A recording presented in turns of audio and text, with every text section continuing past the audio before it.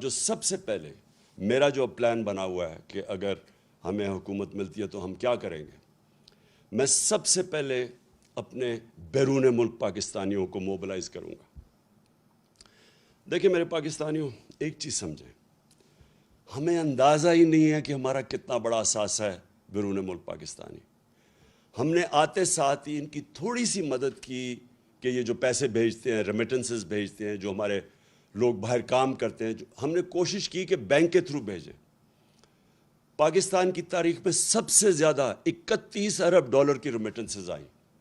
ابھی ہم نے شروع ہی ہوئے تھے، ابھی ہم اور بھی ان کی مدد کر رہے تھے۔ ہم نے روشن ڈیجیٹل اکاؤنٹ کھولا تھا، ہم نے ابھی ان کے لیے پوری ایک پلان بنایا ہوا تھا کہ کیسے ہم نے ہاؤسنگ کے اندر ان کی انویسٹمنٹ لے کے آنی ہے۔ جو سب سے بڑا میرا پلان تھا، اور مجھے سب سے افسوس ہے کہ پہلا پلان سیبوٹاج کیا یہ آصف زرداری کی سندھ حکومت نے۔ ہم نے ایک بنڈل آئلینڈ ہے، اس کے اوپر ایک پورا ایک نیا شہر بنا رہے تھے، ماڈرن سٹی، اور بڑے بڑے انویسٹرز آ گئے جنہوں نے اربوں ڈالر اس میں انویسٹ کرنا تھا۔ تو اس سے ہونا کیا تھا کہ اس سے ایک تو کراچی جو پھیلتا جا رہا ہے اور جو مشکل، پانی بھی نہیں دے سکتے، سیوریج بھی نہیں دے سکتے، یعنی کراچی کا حالات جو کھنڈر بنتا جا رہا ہے، جب ایک پورا ایک ماڈرن سٹی جس طرح دبئی ہے، کیا وجہ کہ ہم دبئی جیسا ایک جزیرے کے اوپر شہر نہیں بنا سکتے؟ تو وہ پورے انویسٹرز بھی آ گئے۔ سندھ حکومت نے سیبوٹاج کیا، انہوں نے کہا کہ نہیں، ہم این او سی دے کے واپس لے لیا، اس میں ڈالرز آنے تھے۔ دوسرا جو راوی سٹی ہے، راوی سٹی لاہور کو بچانے کے لیے پرانا پلان ہے کوئی 15-20 سال کا، اس کے لیے بھی لوگ آ گئے، انویسٹرز تیار، ابھی بھی انویسٹرز ہیں، پتہ نہیں ابھی وہ، کیونکہ جب سے ہماری حکومت گئی ہے مجھے نہیں پتہ، وہ بھی آ گئے۔ ایک عدالت نے 1 سال سٹے آرڈر دے دیا، آگے بڑھ نہیں رہے تھے ہمیں، تو رکاوٹیں تھیں، لیکن اگر دونوں جگہ پیسہ آ جاتا تو آج یہ جو ہمارا روپیہ گر رہا ہے یہ روپیہ نہ گرتا، کیونکہ ہمارے پاس ڈالرز آ جانے تھے باہر سے۔ تو کہنے کا مقصد یہ کہ اس طرح کے اور ہمارے پلانز ہیں۔ جو بیرون ملک پاکستانی ہیں وہ سب سے پہلے، اگر ہم ان کے لیے جو پیکیج میں تیار کر رہا ہوں، ہم جب ان سے جب پیسہ آئے گا تو جب تک ہماری ایکسپورٹس اوپر جاتی ہے، کیونکہ اس وقت ہماری امپورٹس زیادہ ہے، ایکسپورٹس کم ہے، اور ہماری ریکارڈ ہمارے دور میں سب سے زیادہ ایکسپورٹس ہوئے تھے، تو جب تک ہماری ایکسپورٹس امپورٹس کے ساتھ نہیں ملتی، تب تک ہم بیرون ملک پاکستانیوں سے ڈالرز منگوا کے تو یہ پورا کریں گے، جو گیپ پورا کریں گے، تاکہ ہمارے روپے پہ پریشر نہ پڑے جو روپیہ گرتا جا رہا ہے۔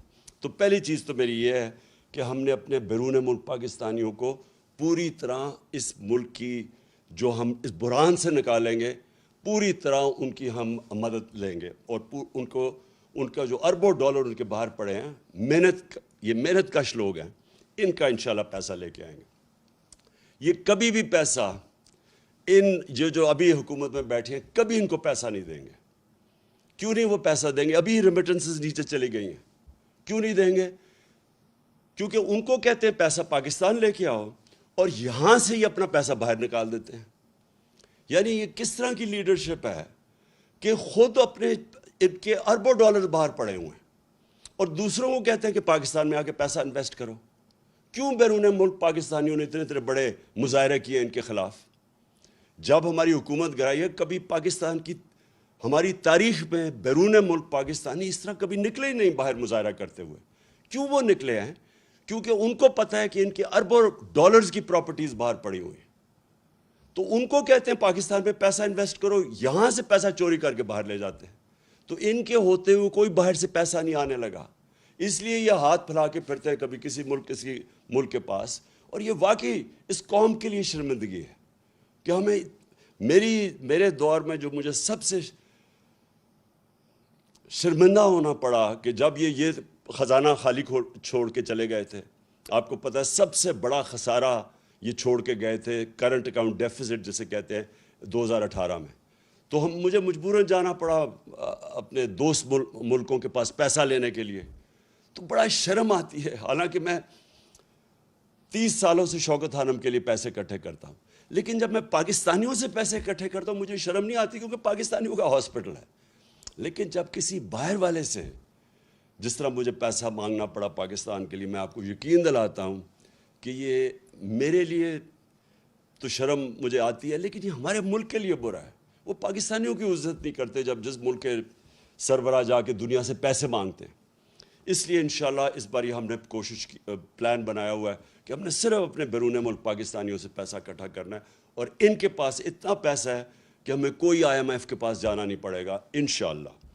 دوسری چیز دیکھیں، پاکستان کا جو سب سے بڑا مسئلہ ہے وہ ہے جس کو انگریزی میں کہتے ہیں رول آف لا، مطلب انصاف، مطلب قانون کی حکمرانی، مطلب کہ قانون کے سامنے سب ایک برابر۔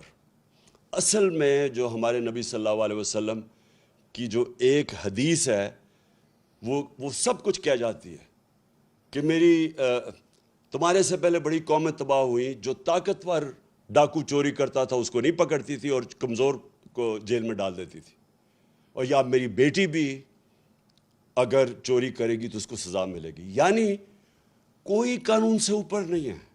یہ سب سے بڑی جنگ ہے پاکستانی۔ میرے پاکستانیوں سمجھ جاؤ، یہ ہے اصل جہاد اس ملک کی۔ جب تک اس ملک میں ہم انصاف نہیں قائم کریں گے، جب تک کہ یہ طاقتور ڈاکو ملک میں دندناتے پھریں گے، اور جب بھی ان کو کوشش ہوگی ان کو قانون کے نیچے لانے کی، یہ بلیک میل کریں گے، دھمکیاں دیں گے۔ یہ انہوں نے کیا تماشا کیا کل ہماری سپریم کورٹ کے ساتھ؟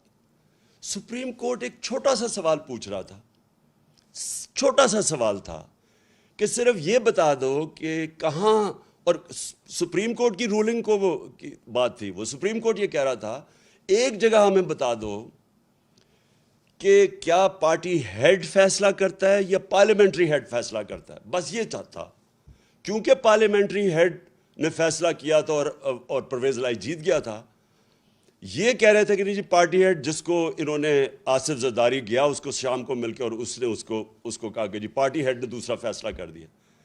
اب قانون کے اندر واضح سب کو ہے، کسی وکیل سے پوچھ لیں کہ کسی صورت یہ جو یہ کہہ رہے تھے وہ غلط تھا کہ پارٹی ہیڈ کا نہیں فیصلہ تھا، یعنی چودھری شہزاد کا فیصلہ نہیں تھا۔